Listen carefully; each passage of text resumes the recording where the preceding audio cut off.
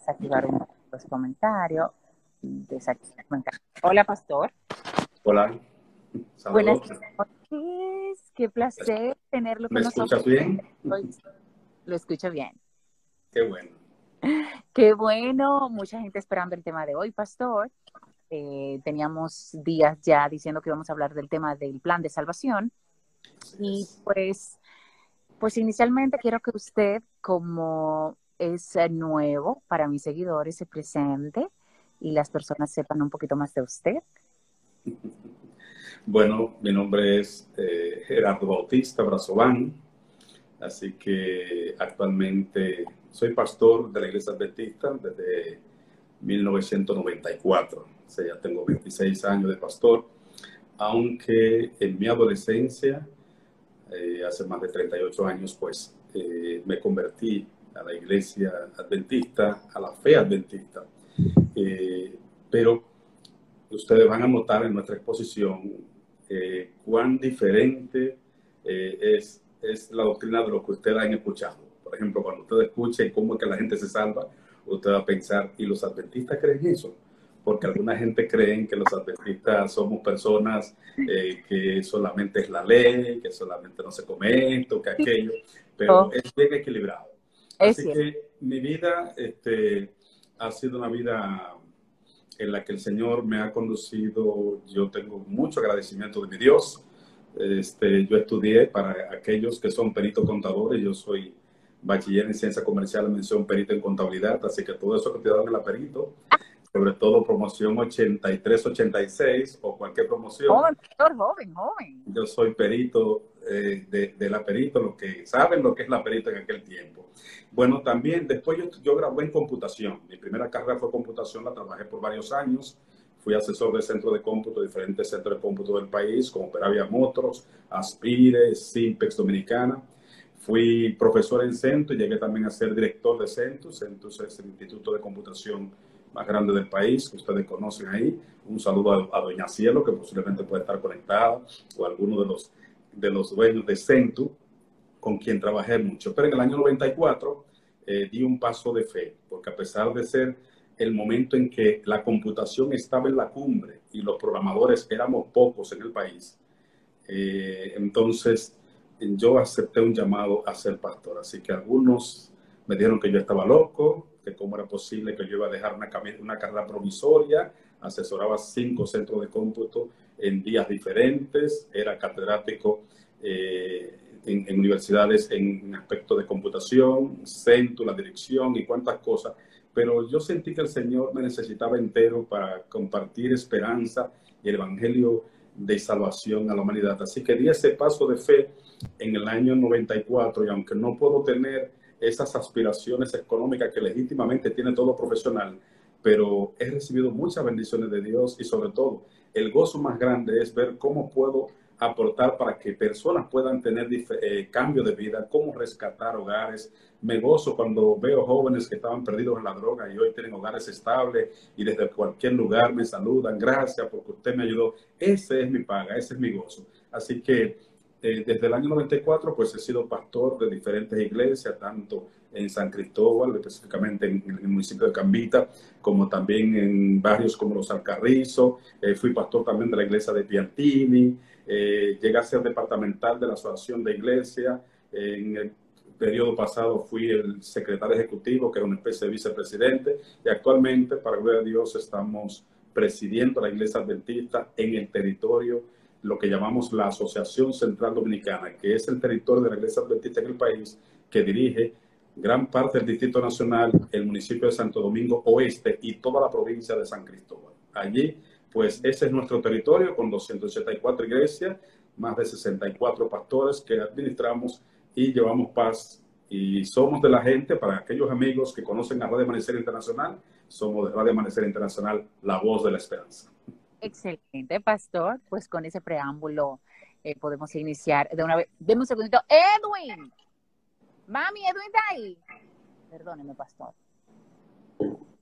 Ok, bueno, pues vamos a empezar porque no se puede empezar sin ese, porque ese ya te está, porque ese está atento con en la mano, ese está casi bautizado, eso es increíble con ese hombre. Entonces, pastor, es algo muy importante que tengo aquí.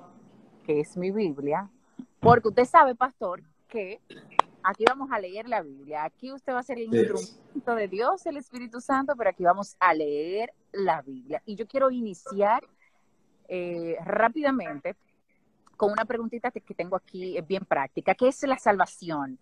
En pocas palabras, realmente, ¿de qué nos salvamos, pastor? Bueno, me gustaría, antes de responder esa pregunta, si quieren, me gustaría tener una oración para asegurar que los amigos pues puedan comprender la palabra de Dios, porque la palabra de Dios es maravillosa y hay muchas cosas que podemos aprender en ella. Si me permiten, podemos orar. Vamos a orar. Dios y Padre, gracias por esta oportunidad. Bendice a cada persona que se ha conectado a esta transmisión y bendice aún los que han de conectarse. Y, oh Dios, cualquiera sea la situación por la que esté pasando, cualquier amigo o amiga que esté conectada, queremos que tú le visites de manera especial y que este mensaje, a la luz de la palabra de Dios, que no proclama una iglesia, no proclama una religión, proclama lo que dice la palabra de Dios. Que cada amigo, no importa su confesión religiosa, pueda encontrar en la Biblia la respuesta a sus verdaderas inquietudes humanas. En ti confiamos. Danos sabiduría para comprender tu palabra. En el nombre de Jesús. Amén. Bueno, la palabra salvación me gustaría definirla, pero en el contexto del plan de salvación. Porque la palabra salvación, que es básicamente salvación, lo que vamos a tratar en este conversatorio con detalles muy importantes, tiene que ver mucho con ese concepto de plan de salvación. El plan de salvación no es más que la estrategia divina o el plan que Dios ideó a raíz de el mal expandirse. Es decir, cuando Dios hizo a Adán y Eva tenía un plan. Y ese plan lo puso en acción cuando la pareja pecó, porque el plan, la constitución divina, lo que es la ley eterna de Dios, dice que la paga del pecado es muerte. Así que imaginen la tristeza de Dios cuando Adán y Eva, corona de su creación, pues transgreden los principios de Dios. Y entonces Satanás pensó que Dios iba a prescindir de lo más lindo que había creado, que era la raza humana. Así que Satanás pensó, bueno, como ellos pecaron, tiene que matarlos. Así que entonces, incluso Satanás dijo, y si no los elimina a ellos, entonces a mí hay que otra vez restituirme allá en la corte celestial, porque él se había revelado. Así que él pensó que había puesto a Dios en un dilema, porque ¿cómo Dios podía ser justo y misericordioso y al mismo tiempo cumplir con su ley? Porque la ley dice que la paga del pecado es muerte. Entonces, ¿cómo yo puedo salvar esta raza humana sin que tampoco viole mi ley, que es eterna? Así que Dios salió con una jugada que Satanás hasta hoy está admirado, asombrado. ¿Cuál fue la jugada? Cuando ustedes van a Génesis capítulo 3, Dios, en vez de hacer que descienda fuego ante la pareja transgresora, Adán y Eva, entonces lo que toma es un corderito y lo da a ellos. Y entonces Satanás se asombra porque es un corderito. Y ve entonces que le da muerte a ese corderito. Y Dios toma la piel del cordero y le hace delantar y viste entonces a la pareja. Entonces Dios, en Génesis capítulo 3, verso 15, se apresta a decir algo mirando a la serpiente. Ustedes saben, lo que ha leído el libro de Génesis, que una serpiente habló a Eva y le contradijo a Eva lo que Dios había dicho. Dios había dicho, este árbol, que de paso era una fruta, no se lleven de ninguna especulación morbosa de que el pecado de Adán y Eva consistió en la intimidad sexual. El sexo nunca ha sido pecado. El sexo... Y eso hay gente que lo menciona. Sí, hay gente que dice que el pecado de Adán y Eva consistió cuando ellos se juntaron como pareja. Esa es una distorsión de la versión bíblica. Porque el sexo entre dos personas casadas, y Dios lo había casado al mismo sexto día que los creó, el sexo entre dos personas casadas es santo, es creado por Dios. Lo que ha venido a ser aberrante, feo y pecaminoso son todas las distorsiones del acto ilícito sexual. Pero la intimidad de dos personas casadas es algo santo, como todo lo que Dios creó santo. De manera, y recuerden ustedes que Dios le dijo, multiplíquense, llenen la tierra y sojuzgadla antes de pecar. Y no hay ninguna otra forma que sepamos los que estamos casados cómo pueden multiplicarse dos personas. De manera que cualquier persona que le dice a usted que el pecado de Adán y Eva consistió en que ellos tuvieron intimidad, eso es falso. El pecado consistió en la desobediencia. Dios, de todos los árboles del huerto, se reservó uno como una prueba de lealtad. Entonces ellos oyeron a la voz de Satanás a través de la serpiente que le dijo, no es verdad. Lo que Dios sabe es que si ustedes comen de ese árbol van a ser igualitos que Él. Seréis como dioses, sabiendo el bien y el mal. Y los hizo codiciar en la posición de Dios que Él también había codiciado. Así que dice el texto bíblico que Eva comió engañada por la serpiente. Llegó a Adán y Adán también comió así como ella, dice Génesis capítulo 3. Pero entonces, cuando ustedes notan que Dios busca a la pareja y hay toda una conversación y todo un lloro, una tristeza, porque por primera vez un ser vivo muere. Adán lloró cuando vio que ese corderito le dieron muerte y él sabe que ese corderito está muriendo por su causa. Lloró cuando a ese corderito lo desgarraron y entonces con esa piel le hicieron un delantal. Pero entonces Dios, mirando a la serpiente, se apresta a decir unas palabras y Satanás tiembla. ¿Sabe por qué Satanás tiembla? Porque él sabe que lo que Dios le va a decir a la serpiente es a él que se lo van a decir, no a la serpiente. Porque la serpiente es un animal indefenso utilizado por el enemigo del mal. Entonces, en Génesis capítulo 3... Todavía indefenso. Ay, en Génesis capítulo 3, sí, porque déjame decirte, y tú vas a ver en alguna otra, eso será otro tema, la serpiente era uno de los animales más lindos de todo el campo. Eso tenía una belleza extraordinaria. Lo que pasa es que a raíz de la transgresión, pues Dios la hizo arrastrarse y le dio otro tipo de matiz que la gente hoy le tiene miedo. Entonces, cuando Dios habla a la serpiente para maldecirla, hay dos razones. Logra una serpiente, logra una maldición en un animal que hasta hoy hay mucha mitología, hay mucha situación y mucho miedo contra eso, pero le da una sentencia a la serpiente antigua que se llama Diablo y Satanás. Apocalipsis le llama la serpiente antigua y lo define que es Diablo y Satanás y le dice: enemistad pondré entre ti y la simiente de ella. Bien que tú le herirás el calcañar, pero él te aplastará la cabeza. Eso dice Génesis capítulo 3, verso 15. Uy. Satanás tembló porque ahí Dios entregó la sentencia diciendo: yo he hecho una provisión. Así como este cordero murió en lugar de que ellos no murieran, así significa que el mismo Dios se hará humano. Y tú le herirás el calcañar en la cruz del Calvario, pero él te aplastará la cabeza cuando resucite, demostrando su victoria. Eso es lo que ocurre. ¿Dónde dice? Eso está en Génesis capítulo 3, verso 15. Génesis capítulo 3, verso 15 es donde está la sentencia. ¿Qué ocurre? Que allí comenzó el plan de redención. Allí se activó. Por eso notan ustedes que era costumbre antes del nacimiento de Cristo, y todavía se ha quedado esa cultura, que todo el mundo todos los judíos querían que su primer hijo fuera varón, el primogénito fuera varón, porque era la simiente. Toda mujer, por eso es que el hebreo es una desgracia cuando una hebrea era estéril, porque entonces ella sale de la lista de la posibilidad de ser madre del Mesías, de la simiente que derrotaría a Satanás en la cruz. De manera que siempre en todo primogénito que nacía había la esperanza de que pudiera ser ese redentor. Hasta que a medida del cumplimiento del tiempo, como dicen los evangelios, el mismo Dios se hizo humano a través de una virgen, nació, vivió 33 años y medio sin pecar, y ese registro de vida santa la coloca en el registro de cualquier hombre pecador, y entonces nos hace digno de la salvación. El plan de salvación, por lo tanto, es que Cristo muere en el lugar de la raza humana para que ninguno se pierda, sino que todo el que acepta lo que Cristo hizo por la cruz, entonces tiene vida eterna. De manera que la salvación... El plan de salvación inicia desde cuando Adán y Eva pecaron. Perfecto. Es un plan que Dios concibió porque siempre, cuando el Señor crea una raza humana libre, capaz de decidir, está el riesgo de desobedecer. Así que Dios tenía un plan porque en la raza humana Dios no había hecho planetas ni había hecho pajaritos. Esos pajaritos que se levantan a las 5 de la mañana y le dan un concierto, Dios se goza. Pero Dios sabe que lo programó para eso. Esos planetas, cuando dan esa vuelta extraordinaria, esos planetas, esos astros, Dios se goza. Pero el gozo de Dios no es tan grande porque Él sabe que Él lo programó para eso. El gozo de Dios está cuando un ser humano como tú y yo, que tenemos la capacidad de decidir y elegir, elegimos adorarlo.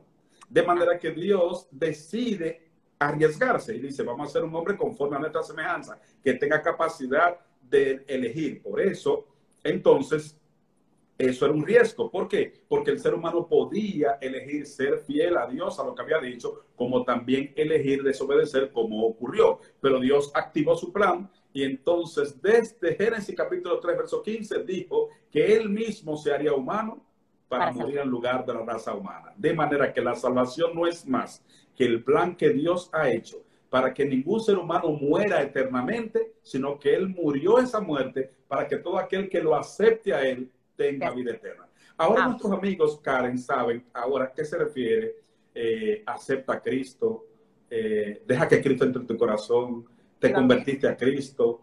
Cuando usted le dice acepta a Cristo, lo que está diciendo es acepta lo que Cristo hizo por ti en la cruz del Calvario.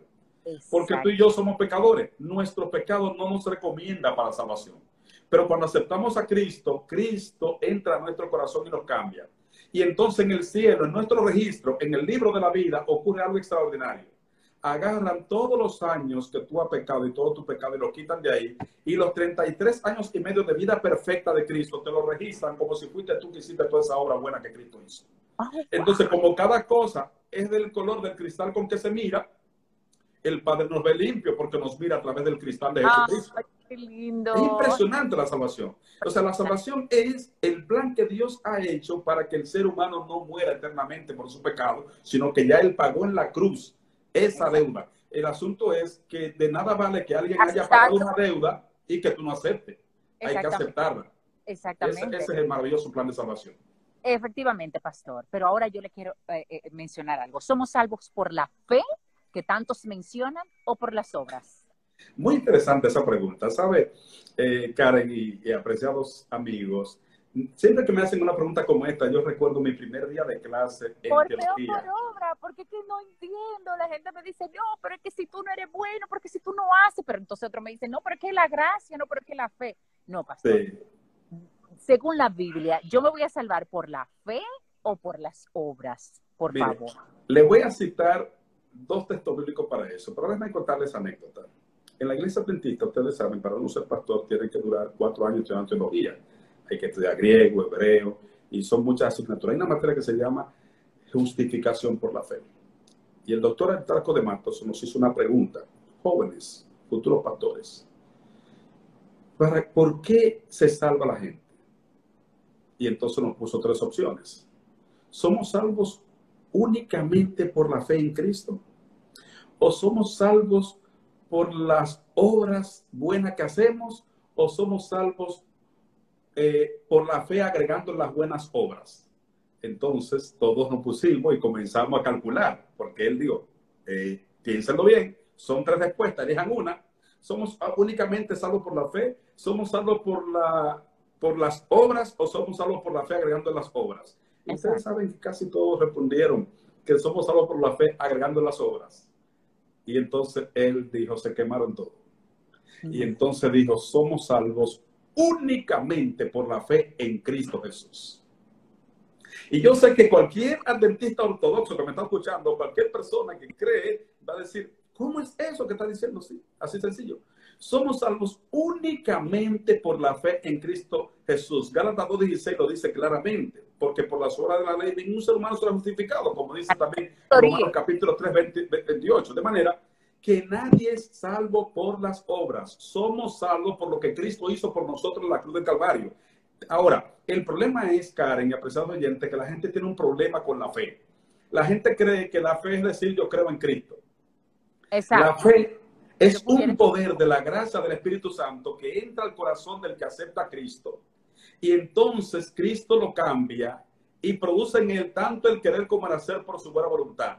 De manera que lo que antes era imposible hacer o dejar de hacer para salvarse, ahora es posible por la fe en Cristo Jesús. Wow.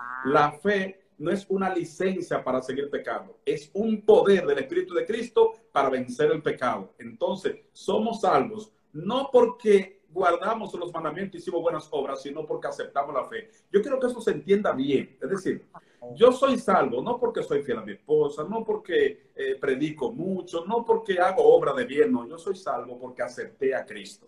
Y al tener a Cristo en mi corazón, entonces automáticamente Él produce todas las buenas obras en mí. Es decir, yo no hago buenas obras para salvarme. Yo no les regalo comida ahora a los que están necesitados para que me anoten punto en el cielo. No estoy en una agenda complicada de predicación para que en el cielo tenga yo muchos puntos. No, no, no. Es que lo que yo necesitaba para salvarme, ya Cristo lo hizo. Ahora Cristo produce en mí tanto el querer como el hacer por su buena voluntad. De manera que la fe es entendamos claramente que la fe no es una licencia para usted seguir pecando, sino un poder del Espíritu Santo que Pues transforma que me lo al aclaró. creyente en obediente. Pues qué bueno que me lo aclaró, porque usted sabe que si por fe es, pues yo digo, bueno, pues yo y toda mi familia nos fuimos ya, pero qué bueno que usted aclara que no es una licencia para continuar pecando. Vamos a llegar a ese punto, pastor. ¿Qué hay de Así las es. que mencionan? Sí, Karen, lo que pasa es que somos salvos por gracia, porque ya Cristo pagó tu pecado y ya tú eres salva. Entonces yo digo, pero si ya yo soy salva porque Cristo murió en la cruz por mí, entonces yo puedo seguir pecando y ya la gracia me salva. Hábleme un poco de esto porque no lo comprendo. Mire, el término gracia es muy interesante en la Biblia. El término gracia se refiere a un don inmerecido. Es decir, Dios le da la salvación que no merece a la raza humana. Porque por cuanto todos pecaron, están destituidos de la gloria de Dios. Pero por su gracia, Cristo muere por nosotros en la cruz de Calvario. Y somos salvos por la gracia de Cristo, por lo que Él hizo por nosotros en la cruz del Calvario. Pero recuerden que la gracia no es barata. La gracia no es barata. Porque el perdón es gratuito, pero no barato. Costó la vida del Hijo de Dios. De manera que Cristo paga nuestra deuda y hace que tú y yo seamos salvos de gratis, por gracia, sin merecerlo. Okay. Pero entonces no nos deja como estamos. Porque si yo tengo situaciones pecaminosas en mi vida y voy a Cristo y digo, Señor, yo te acepto por la gracia. Si esa gracia de Cristo no transformó mi pasada conducta, no es real, porque la gracia no es una licencia para pecar, sino un poder del Espíritu Santo que cambia al que acepta a Cristo por gracia. Así de sencillo. Exacto. Entonces, si somos salvos por gracia y Cristo vino, ya murió por mí, yo acepté a Cristo en mi corazón y me salvó y acepto su plan de salvación, entonces tengo que vivir como salva. Y el hecho Así de vivir mismo como es. salva me Así evita mismo es. vivir en pecado. Sí, el asunto es, Karen y apreciados amigos, es que muchos cristianos hemos mal enfocado la predicación. Y la predicación la hemos hecho por tradición de la siguiente manera. Tienes que salvarte, abandona el pecado. Tienes que salvarte, haz esto.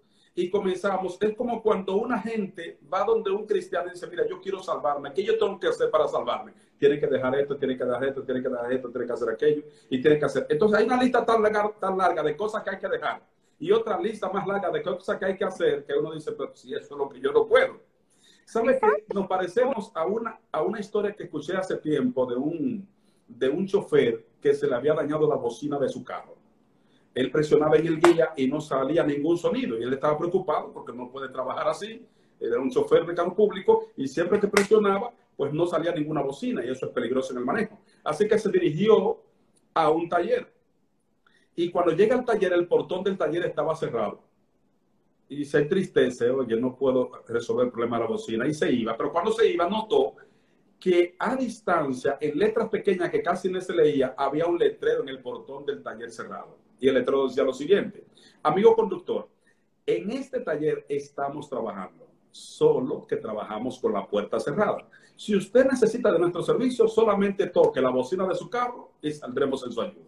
Note usted, ¿qué necesitaba para que le dieran servicio a él? Tocar bocina. ¿Y qué fue lo que fue a arreglar? La bocina. Así está el pecador. El pecador viene donde el cristiano y le dice, dime, yo me quiero salvar, yo quiero cambiar de vida, dime, ¿qué yo tengo que hacer para salvarme? Tiene que dejar esto, tiene que dejar esto, tiene que dejar esto, tiene que hacer aquello, tiene que hacer aquello. Y cuando el pecador ve la lista larga que hay que hacer y la lista larga de cosas que hay que dejar, dice, pero si eso es lo que yo no puedo. Pero si fuéramos como Cristo predicó en Mateo capítulo 11, verso 28, Mateo 11, 28, Cristo dice, venid a mí todos los que estáis trabajados y cargados, que yo los haré descansar. Escuchen bien. En otras palabras, Cristo lo que está diciendo es que la vida no se transforma primero para ir a Cristo, sino que vamos a Cristo tal y como estamos y Él transforma nuestras vidas. Yo quiero repetir eso porque cada amigo tiene que entender eso muy bien. Es decir, Mateo 11, 28 dice, venid a mí todos los que estáis trabajados y cargados, que yo los haré descansar, dice Cristo. Entonces, otras palabras, la vida no se transforma primero para usted ir a Cristo. Usted va a Cristo tal y como está y Él transforma su vida. De manera que para salvarse, usted no tiene que comenzar a dejar cosas. Usted lo que tiene que aceptar a Cristo, que es el que produce en ti, tanto el querer como el hacer por su buena voluntad.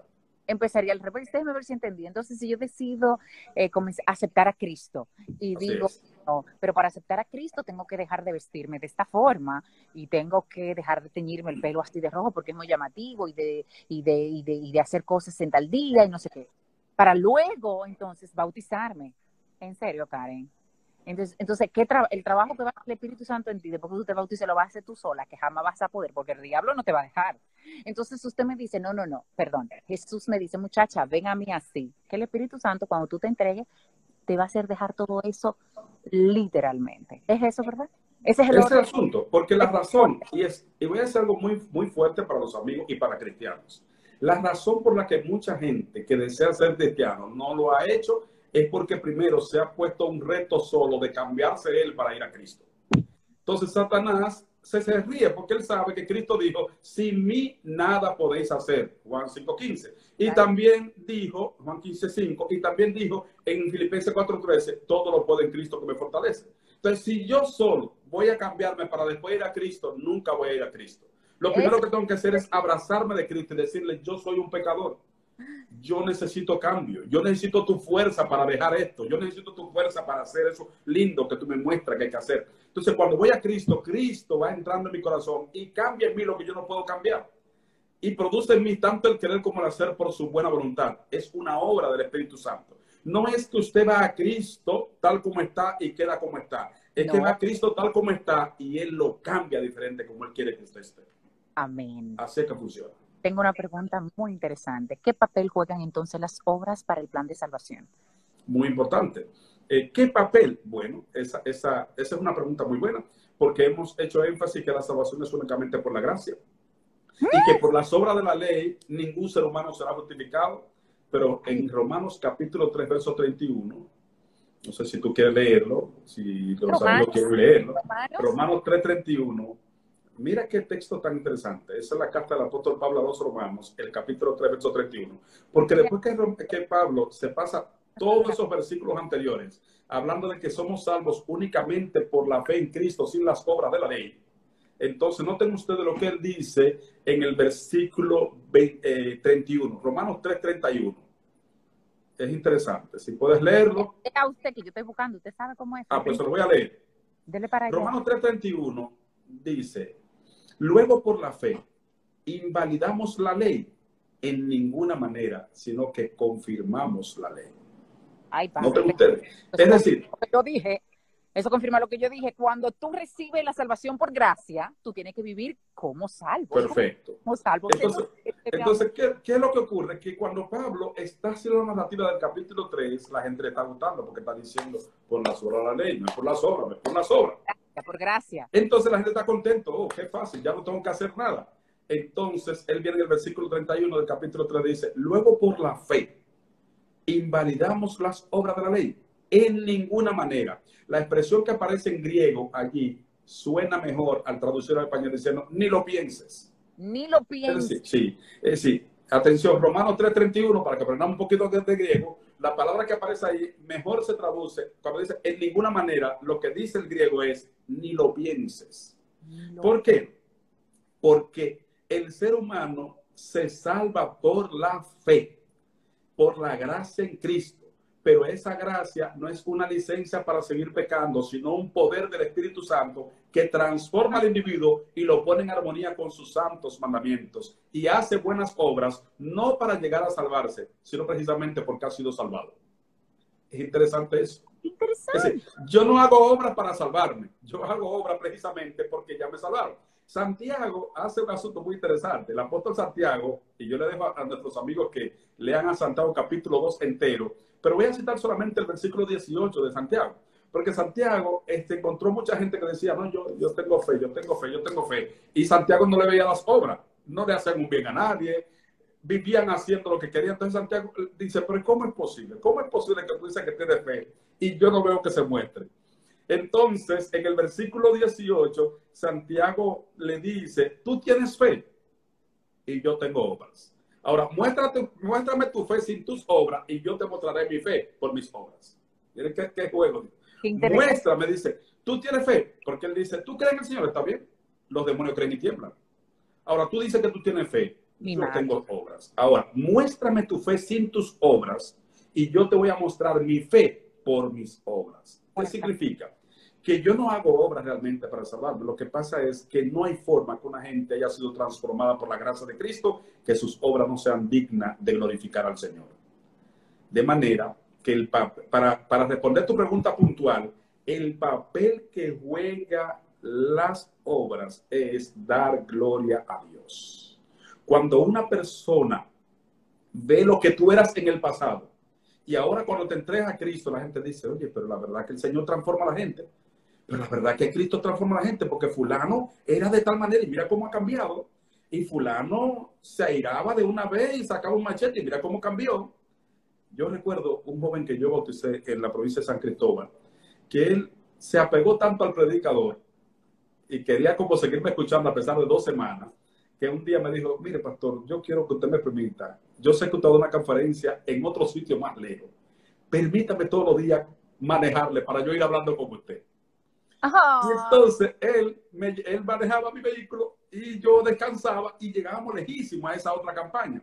Recuerdo que una vez un chofer hizo una imprudencia y un malabar, y ustedes saben lo fuerte que es cuando alguien hace una imprudencia y entonces quiere echar la culpa a usted.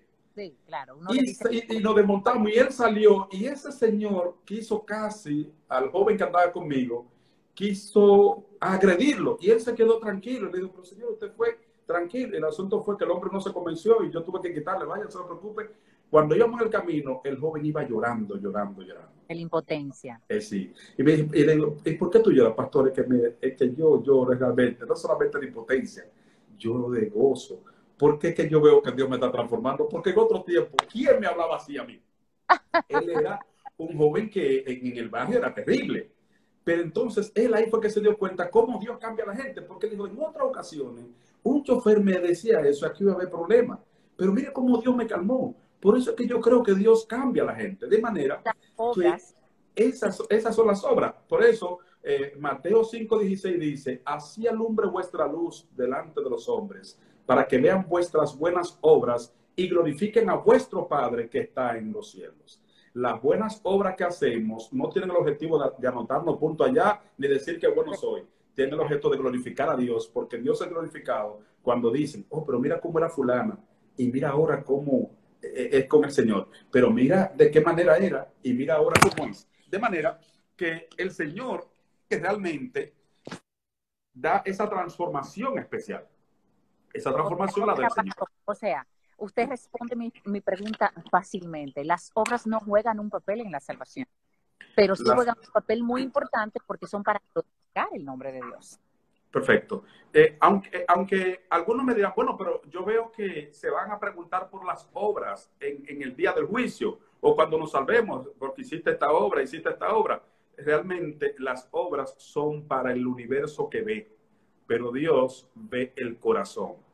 Y entonces va a exhibir la salvación de sus hijos a través de las obras. Es decir, el universo que no conoce el corazón como Dios lo conoce, necesita que Dios le muestre evidencia. Y Dios va a mostrarle las buenas obras de sus hijos. Pero no son esas las que realmente nos han salvado. Lo que nos ha salvado es la fe en Cristo Jesús. Amén. ¿Dónde vamos a leer? Repíteme la pregunta para darte respuesta. Por favor. ¿Hay que guardar los mandamientos para salvarnos? Y léame Biblia, que a mí me gusta con Biblia en mano. Esa pregunta es muy interesante. Y yo voy a decirle cómo es que funciona la salvación. Okay. Esa pregunta de que hay que guardar los mandamientos para salvarse, he sido muy enfático en decir que yo no guardo los mandamientos para llegar a salvarme, sino que precisamente guardo los mandamientos porque ya he sido salvado por Cristo. Cuando vamos a Romanos... Al paso. Vamos a Romanos. Esto bien, porque es que necesito hablar con fundamento cuando a mí me... Pues yo soy así. Romanos. Vamos para Romanos. Romanos capítulo 3, verso 20. Ok, vaya leyendo, pastor. Que yo lo voy anotando aquí para leer. Sí, Romanos capítulo 3, verso 20 te está diciendo... entiendo que la pregunta que me está haciendo es si hay que guardar los mandamientos para salvarse. Hay que guardar los mandamientos. para salvarse? ¿Sí o no? Léame la Biblia, dígame, ¿qué está pasando? ¿Debo o no debo? Lo que pasa es que ahí hay que invertir el hecho. Es decir, yo no guardo los mandamientos para salvarme. Yo guardo los mandamientos porque me salvaron. Porque Romanos capítulo 3, verso 20 dice que por las obras de la ley ningún ser humano será justificado. ¿Qué significa? Lo que estamos diciendo es lo siguiente. Es decir, hay personas que pueden guardar los mandamientos y perderse. ¿Por qué? Porque solamente fuerza de voluntad. Solamente hay que tener fuerza de voluntad. Ahora, ¿cómo es que se guarda la ley? Como Cristo enseñó que los mandamientos se guardan. Se guardan cuando Cristo mora en el corazón. De manera que la pregunta no sería si yo voy a guardar los mandamientos para llegar a salvarme, sino, ¿qué me salva a mí? Me salva el aceptar a Cristo. Y al aceptar a Cristo, Cristo produce en mí sus buenas obras y me pone en armonía con sus santos mandamientos. Aunque la ley no salva, la ley condena. Es importante, porque algunos han preguntado, ¿y la ley salva? Claro, la ley no salva, pero condena. Bueno, sí. ¿Por qué condena? Bueno, simplemente porque si tú dices que eres salvo por la fe en Cristo y hablas mentira o roba, entonces la fe en Cristo no ha obrado en tu corazón. Por lo tanto, que te perderá no porque robaste o porque hablaste mentira, sino porque Cristo no entró a tu corazón y te cambió para estar en armonía con los mandamientos. Eso es importante entenderlo porque el hecho de predicar salvación por obras, como se ha hecho a través de todos los siglos, ha hecho que la gente quiera ganarse el cielo. Hay gente que hace muchas cosas para ganar el cielo. Es igual que el ayuno. La gente cree que el ayuno es una huelga de hambre a Dios. Sí, la gente dice, yo voy a ayunar para que Dios me resuelva esto, como si fuera una huelga de hambre a Dios. Cuando el ayuno no es más que una decisión de dejar que el estómago tenga libertad para que la sangre que usa el estómago en una digestión se la deje al cerebro y tú tengas más capacidad para discernir la voluntad de Dios. Efectivamente. El ayuno no va a cambiar a Dios, el ayuno lo va a cambiar a nosotros. De manera que no es una huelga de hambre a Dios. Transpone ese principio en el caso de los mandamientos para salvarse. Es decir, yo no guardo los mandamientos para llegar a ser salvo. Yo guardo los mandamientos porque Cristo me salvó. Soy fiel a mi esposa, asisto a la iglesia, predico, no para llegar a ser salvo, sino porque Cristo me ha salvado. Y esto es muy importante. Para darle continuidad, porque yo quiero ir entendiendo paso por paso. Si acepto el plan de salvación, acepto que Cristo murió por mí, acepto que ya Él pagó mis pecados, debo entonces vivir como salva. O sea, si yo acepto eso en mi vida, Cristo obra en mí y la convivencia con Cristo es la que me ayuda a estar en armonía con su ley divina. Así mismo ¿Puede una persona guardar los mandamientos? Ah, pero que usted me respondió ahí mismo. Entonces, si yo guardo los mandamientos, pero no he aceptado a Cristo y hago un esfuerzo de voluntad, no estoy en nada. Es porque dicen que la ley es salva. En ningún otro hay salvación que no sea en Cristo. El que confiesa que Jesucristo es el Señor es que será salvo. Entonces, ¿qué evidencia que Cristo, que aceptaste a Cristo cuando cambias y muestras las buenas obras? De manera que no te salvaste por las buenas obras, te salvaste porque aceptaste a Cristo y Él produjo en ti buenas obras. En otras palabras, yo no guardo los mandamientos para llegar a salvarme. Yo los guardo precisamente porque acepté la persona de salvación que se llama Cristo y Él produjo en mí tanto el querer como el hacer por su buena voluntad. De manera que lo que era imposible hacer o dejar de hacer por la carne, ahora es posible por el poder del Espíritu de Cristo que por la gracia transformó mi corazón. Así de sencillo. Así de sencillo. Así que si hay alguien que está tratando de guardar los mandamientos para salvarse, está equivocado. Está equivocado. Lo que tiene que es aceptar a Cristo y Cristo te da poder para guardar sus mandamientos. Es decir, entonces, no que el que mata... Si acepto a Cristo, yo acepté a Cristo, yo me bauticé, yo acepté a Cristo y porque Cristo es el que salva y yo me estoy ganando esta salvación y acepté a Cristo, pero hablo mentira. Entonces, no es cierto, porque Cristo, dice la Biblia, el que dice que está en Él debe andar como Él anduvo. Es decir, no hay forma, yo te puedo buscar esta cita fácilmente. Esa es una de las citas del apóstol, hay que andar Juan. anduvo. Hay que andar como él anduvo. Claramente dice el apóstol Juan en una de sus cartas, que está diciendo que si alguien dice que está en Cristo, debe andar como él anduvo. Eso dice 1 Juan capítulo 2, verso 6. 1 Juan capítulo 2, verso 6 dice, el que dice que permanece en él, debe andar como él anduvo. E incluso también en esa misma carta dice, el que dice yo le conozco y no guarda sus mandamientos, el tal es mentiroso y la verdad no está en él. Porque no hay forma de que Cristo habite en el corazón que no te dé capacidad para obedecer sus santos mandamientos. Porque Cristo tiene que cambiar. Oiga, qué importante. Entonces el asunto, yo me voy un poquito más allá. Guardando los mandamientos no soy salva. Pero tampoco puedo ser salva si no soy obediente. Ay, no, es demasiado porque me está llamando mentirosa. ¿Cómo tú vas a decir que estás andando como Cristo, pero sin embargo no eres obediente? Ah, no, porque yo no soy salva por la ley. Bueno, pero si no eres obediente tampoco va para ningún lado.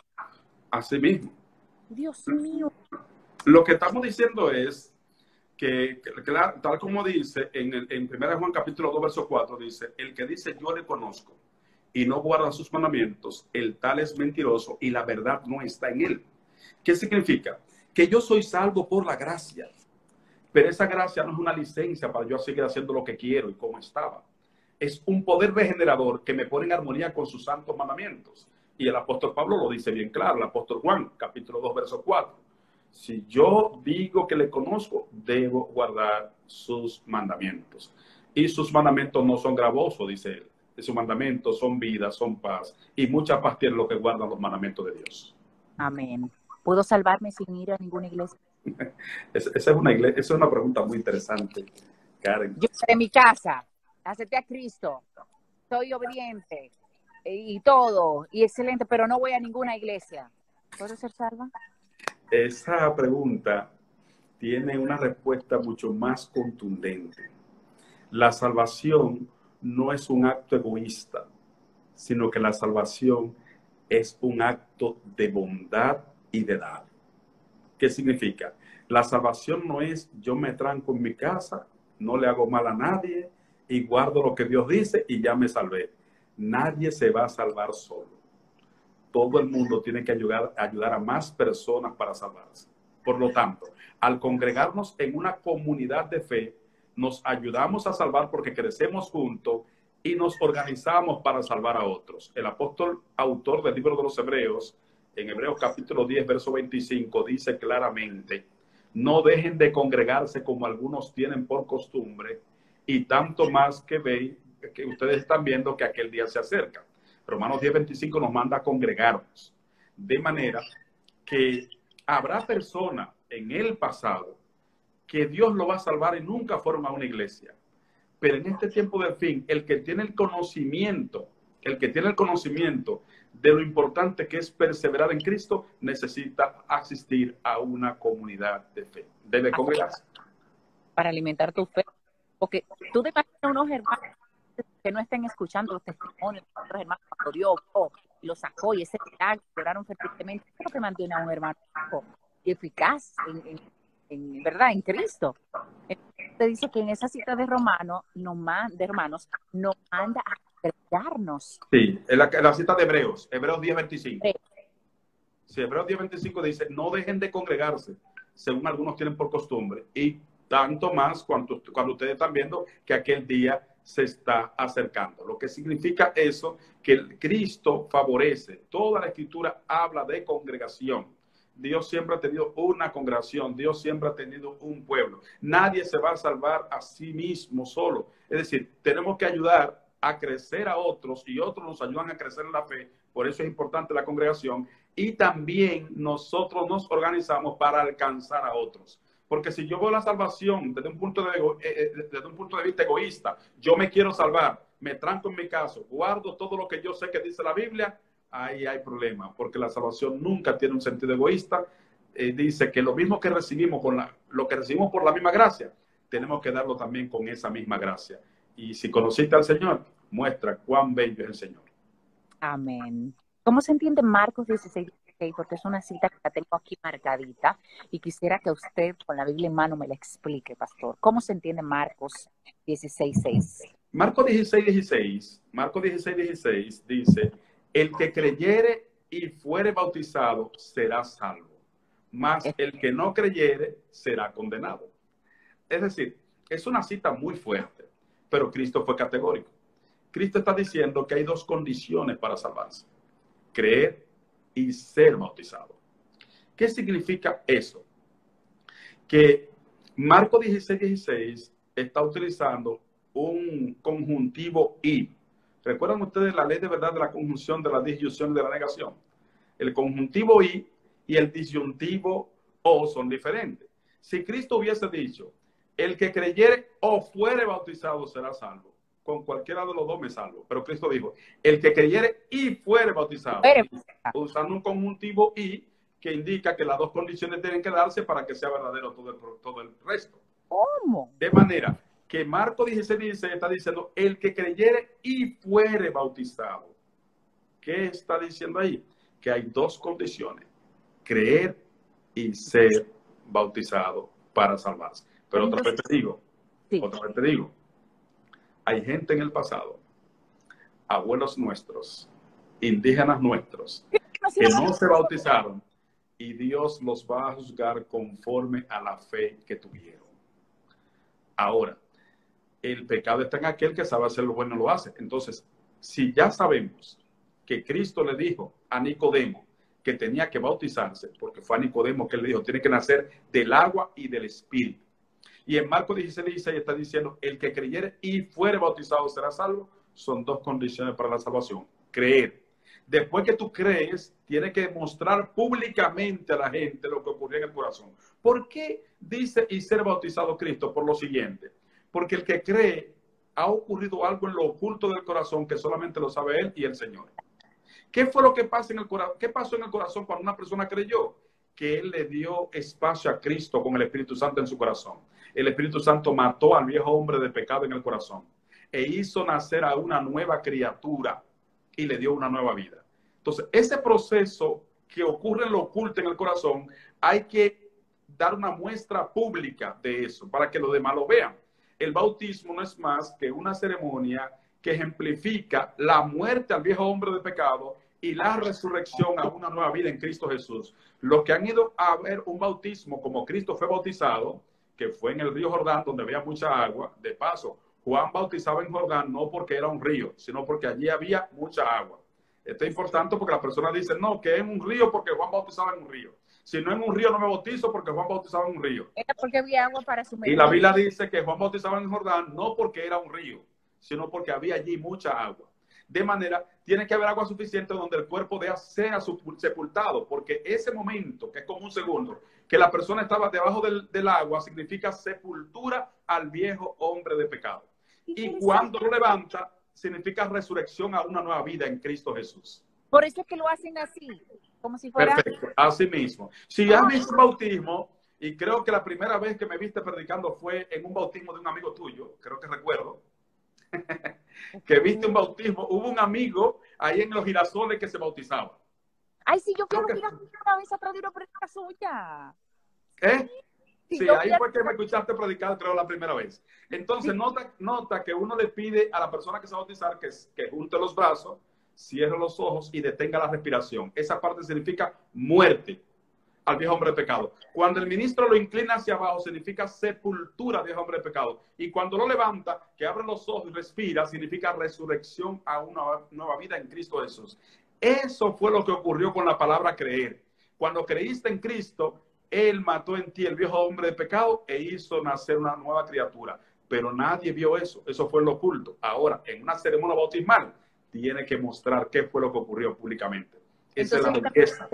Entonces usted me dice que los ancestros nuestros, que quizás en algún momento no llegaron a conocer del plan de salvación o de Cristo, ¿qué va a pasar con ellos? Que tuvieron la oportunidad de bautizarse según los reglamentos que estaba dando Jesús a la hora de nosotros recibir la salvación. El que creyere y fuere bautizado. Quizás muchos de los abuelos escucharon que había que ser bautizado, entonces, ¿se quedan, pastor?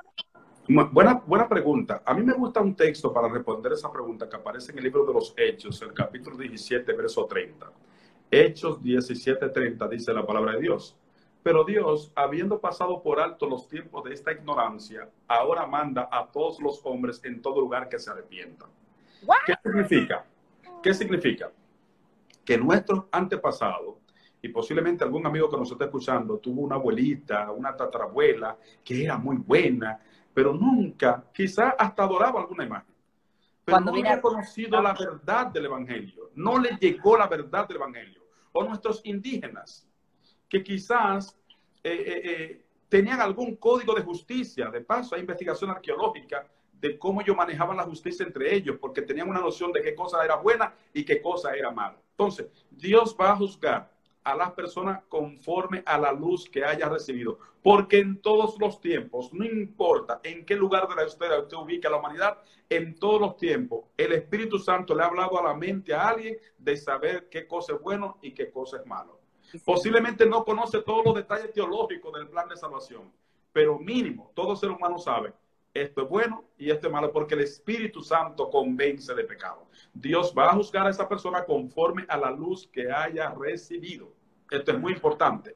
Y entonces, eso va a ser. Ahora, nosotros, es lo que dice Hechos 17:30, pero Dios, habiendo pasado por alto los tiempos de esa ignorancia, pero ahora manda a todos los hombres en todo lugar que se arrepienta. Es decir, ahora nosotros que tenemos conocimiento, Dios nos va a salvar por el conocimiento que tenemos y la decisión que tomemos. Así que tenemos compromiso, ¿eh? Tenemos un compromiso muy fuerte. Me voy a desconectar porque Instagram se va a caer. Ok. Voy a volver a conectar. Pero le voy a dejar esta pregunta para que vaya metiendo, que me vaya a buscar el texto bíblico. Yo quiero saber, y usted me lo va a responder cuando vuelva, ¿se va a salvar una sola religión? Cuando yo vuelva, usted me va a responder eso. Pero si usted me lo texto bíblico, usted me hable claro. No hay problema. Por favor, vuelva a conectarse, por favor, para volver a inducir aquí. Ok, no se pierdan esa respuesta. ¿Se va a salvar una sola religión? ¿Una sola religión? Vengo ahora, pastor. Ok. Biblia en mano. Bueno, bueno, aquí hay una pregunta muy interesante que se ha hecho, que si solamente se salvará una religión. Esa pregunta es muy importante. Yo quisiera que los amigos le presten atención. Porque siempre Dios ha tenido un pueblo. Lo importante es que siempre se sepa, siempre Dios ha tenido un pueblo. El Israel del antaño y en el tiempo del fin, tanto Apocalipsis 12:17 como otro texto habla de un pueblo que Dios tiene al final del tiempo. La Biblia dice que hay un pueblo y dice Apocalipsis 12:17 que son los que guardan los mandamientos de Dios y tienen el testimonio de Jesucristo. Ahora bien, el pueblo real de Dios, el pueblo de los salvados de Dios, hoy está en dos dimensiones. Está en una dimensión visible y una dimensión invisible.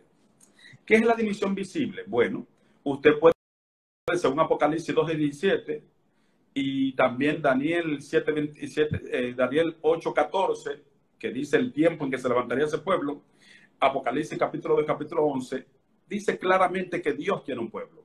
Dios tiene un pueblo.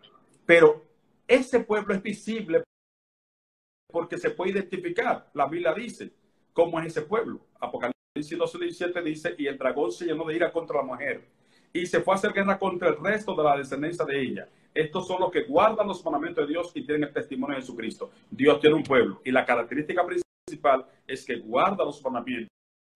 Busque usted eso en la Biblia. No es este tema decir cuál es la iglesia verdadera. Ahora bien, la mayoría de la gente que se va a salvar todavía no está militando en el remanente fiel. Es importante eso. Eso es así. Es decir, hay lo que se llama un pueblo invisible. Son personas que quizás están obedeciendo cosas erróneas o están en el mundo extraviado y son pueblo de Dios. ¿Por qué? Porque son personas de sincera de corazón y lo que conocen eso obedecen y quisieran algo mejor. Cristo hizo una promesa para esa gente que aparece en San Juan capítulo 10, verso 16. Presten atención a lo que está diciendo San Juan 10:16. Dice, también tengo otras ovejas que no están en el redil. Aquellas también me conviene traer. Ellas oirán mi voz y habrá un rebaño y un solo pastor. ¿Qué significa? La Biblia nos deja claro que Dios tiene pueblo en muchos sitios. Hay personas que ahora mismo están en caminos muy extraviados, pero son sinceros de corazón. Y cuando oigan la voz de Cristo, antes de que la gracia se cierre, van a obedecer. Hay personas que quizás están en religiones que nos parecen conductas inconsistentes con el texto bíblico, pero son gente sincera. Y Cristo dijo, tengo otras ovejas que no están en el redil, las cuales me conviene traer. Es decir, me conviene traer, ellas oirán mi voz y habrá un rebaño y un solo pastor. A esto Cristo se refería también cuando decía, no son todos los que están, ni están todos los que son. Esa expresión de Cristo, lo que está diciendo es que en el mundo cristiano, las personas que profesan salvación, no todos están de sinceridad con el Señor, porque no han querido ser sinceros. Sin embargo, Dios le está dando tiempo para que cambien. Ahora, tampoco están todos los que son. ¿Qué significa? Que hay otros que son pueblo de Dios y serán salvos, que todavía por alguna razón no han aceptado el llamado. Posiblemente alguien que me está viendo, alguien que está conectado, es de esos salvados que debe tomar una decisión y tener vida eterna con Cristo. Así que, ¿qué significa eso? Que no podemos decir de una sola religión, Dios va a salvar a un pueblo. Dios tiene un pueblo.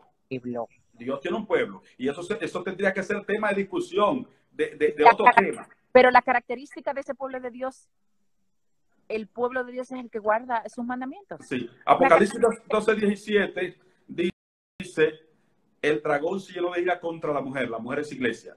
Y se fue a hacer guerra contra el resto, el remanente, lo que quedó siendo fiel. Y estos son, dice, los que guardan los mandamientos de Dios y tienen el testimonio de Jesucristo. Así que una característica contundente, entre otras, es que guarda la verdad de la Biblia desde Génesis hasta Apocalipsis sin quitarle ni ponerle, incluyendo los 10 mandamientos, los que están en la Biblia, no lo que el hombre se ha inventado hoy.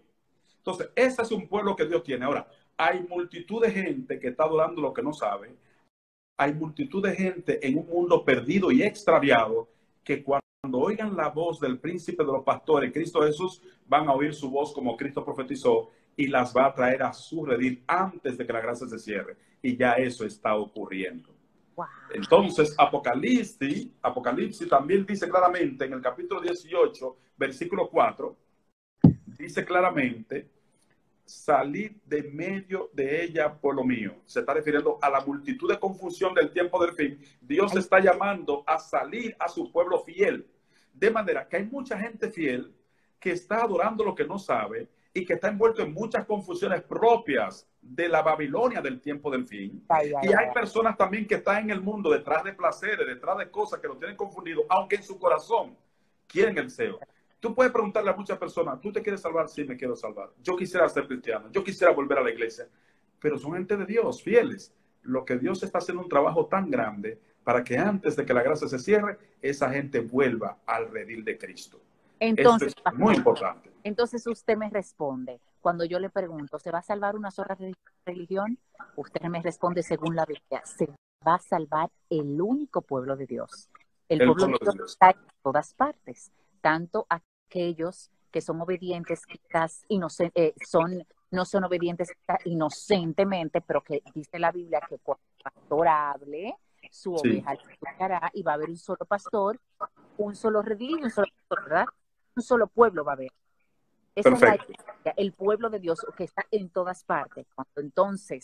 Cuando entonces Dios hable a esas iglesias o a esas personas y oyeren su voz y son obedientes, entonces esa es la iglesia de la que habla la que guarda sus mandamientos. Perfecto. Dios tiene un pueblo a través del cual quiere alumbrar al mundo. Dios eligió en el Antiguo Testamento a Israel y a través de Israel quería salvar al mundo entero. No era Israel solamente que Dios quería salvar, era todas las naciones. Nosotros somos de Israel. Primo. ¿Cómo dice?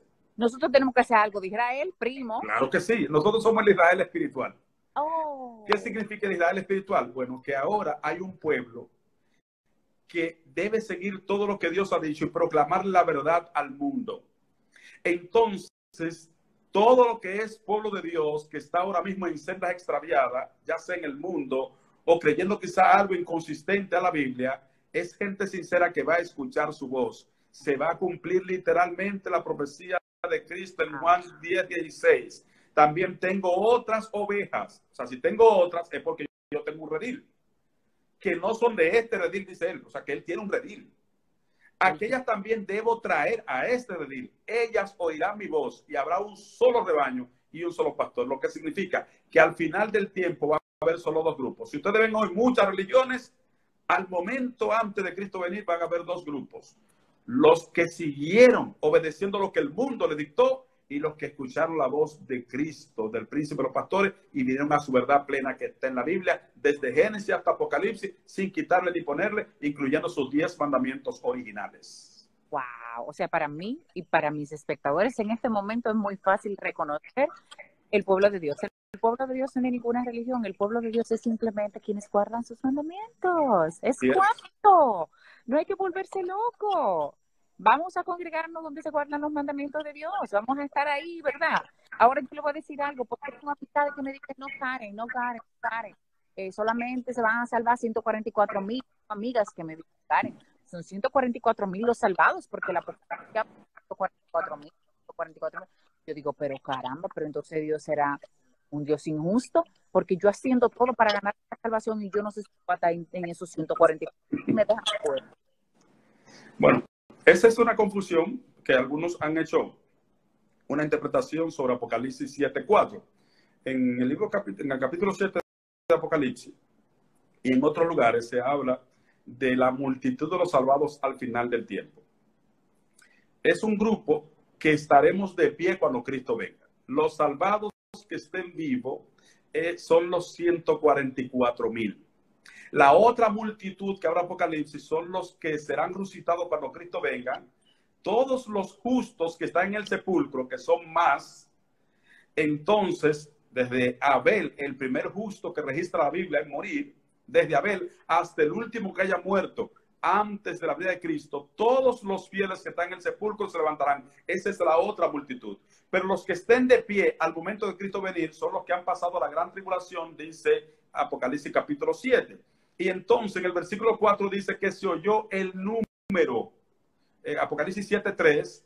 Apocalipsis 7:4 dice que se oyó el número de los salvados, 144,000 salvados o sellados. Entonces, algunas personas, al no conocer estructura lingüística del griego, creen que son 144,000 literales. Pero déjenme decirle, no son solo 144,000 los que serán salvos en el tiempo del fin.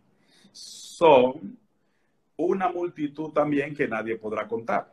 Porque 144,000 es un número simbólico y se lo voy a explicar. ¿Qué estructura griega aparece en ese número de 144,000? ¿Por qué yo puedo demostrarte que 144,000 es un número simbólico? Sí. Número uno, porque los fieles al final del tiempo serán muchos también, no serán solamente 144,000. No. ¿Cómo dices? Tú sabes los millones de gente que hay en el mundo y cómo que van a ser 144,000. Entonces, ¿por qué se hace esa interpretación literal de 144,000? Por desconocimiento de la estructura griega. En griego, Karen y apreciado oyente, hay una figura que se llama hipérbole. Una hipérbole en griego no es más que una expresión numérica exagerada para denotar algo sin límite. Eso podemos aprenderlo en Mateo capítulo 18. Mateo 18:21. Apreciados oyentes, escuchen a Cristo: Señor, ¿cuántas veces perdonaré a mi hermano que peque contra mí? Hasta 7. Y Cristo le responde más adelante: no te digo hasta 7, sino hasta 70 veces 7. Miren aquí la figura griega. Si usted agarra 70 veces 7, es decir, 70 por 7, 7 por 7, 49, y el 0 al lado, 490, ¿verdad? Cristo no está diciendo que solamente son 490 veces que Dios te perdona. Cristo no está diciendo que tu hermano que se arrepiente contra ti, tú lleves un conteo y diga que solamente 490 veces. Cristo lo que está diciendo es, siempre que tu hermano se arrepienta de corazón, perdónalo, porque Dios siempre te perdona cuando lo haces de corazón. Yo pregunto, ¿a qué de nosotros que tenemos ya cierta edad no nos han perdonado más de ahí? ¿Sí o no? Si Dios perdonara solamente 490 veces, tuviéramos perdido mucha gente. De manera que Cristo, cuando dice 70 veces 7, que da 490, no está diciendo 490, está diciendo siempre que tu hermano se arrepienta, perdona, porque no tiene límite. Entonces, esa misma estructura griega que aparece en Mateo 18 es la estructura griega que aparece en Apocalipsis 7:4. Dios lo que está diciendo, miren, mis salvados ya no son 12 tribus de Israel, mis salvados son 12,000 veces 12. Si tú multiplicas 12,000 por 12, te da 144,000. Ahí está la hipérbole. Es un número simbólico que también denota una multitud que será salvado. Y lo interesante, amigos que nos escuchan, que lo están viendo, no es cuántos serán, sino asegúrate de ser de ellos. Ay, porque todos los que estén vivos cuando Cristo venga serán los salvados. Olvídate si son 144, que eso sabemos que es simbólico. Con los estudios bíblicos tú te vas a dar cuenta, pero preocupa estar en el grupo y asegúrate estar ahí. ¿Por qué? Porque los que durmieron al momento que Cristo venga van a ser levantados y es la otra multitud, los justos que serán resucitados. Pero los que estemos en pie, dice Apocalipsis capítulo 7, que habremos pasado la gran tribulación. A eso se nos llama un grupo especial de 144,000. No porque son 144,000, sino porque Dios lo que está diciendo, miren, esta vez mis salvados no solamente son 12 tribus de Israel, sino 12,000 veces 12. Amén. Es decir, miren cuánta gente he salvado y me fueron fieles al final del tiempo. Amén. Pastor, para terminar, sí. ¿Qué debo hacer para salvarme? Déjame comenzar a anotar. Muy buena pregunta. Bueno, como ya ustedes vieron en una pregunta anterior, la técnica mía no es decir qué hay que hacer y qué no hay que hacer. Yo recuerdo un amigo del barrio, cuando me vio predicando en una tarima de esa campaña gigantesca que daba al aire libre, me dijo, mira, yo vi que tú todo lo demostraste con la Biblia, y es verdad, Cristo viene y hay que salvarse, y yo me quiero salvar. Pero yo siento como que en la iglesia hay muchas cosas que hacer. Así que mira, hazme una lista, me dijo él, hazme una lista de qué es lo menos que yo hago y con eso me salvo. Oiga eso. Él quería saber si hay una lista de lo mínimo que uno debiera hacer para salvarse y ya. Entonces yo lo miré y le di una respuesta que hasta hoy él se ríe cuando nos encontramos.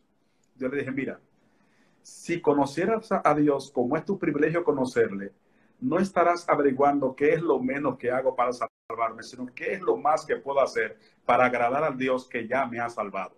Amén. Es decir, la salvación no es cuáles cosas voy a hacer para salvarme. No, es que ya a mí me salvaron.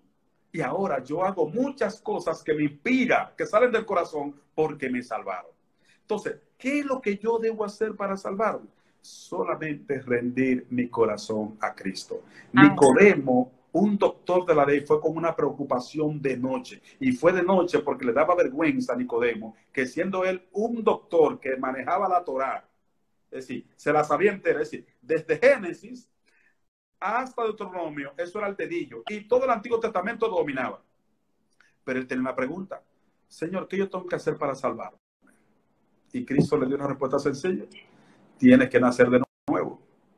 Y le dijo, ¿cómo yo voy a otra vez entrar al vientre de mi madre y nacer? No, lo que te estoy diciendo es, el que no naciere del agua y del espíritu no puede ver el reino de Dios. ¿Qué significa? Nacer del agua y del espíritu. Del espíritu, porque cuando acepta a Cristo, el Espíritu Santo entra a tu corazón y te hace una nueva criatura. Y del agua, porque das un testimonio público de que Cristo te hizo nuevo. Y Hechos 16:31 tiene una promesa muy linda para todo el que me escucha.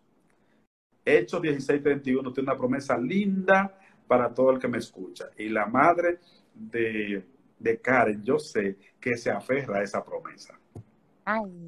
Miren qué promesa más linda.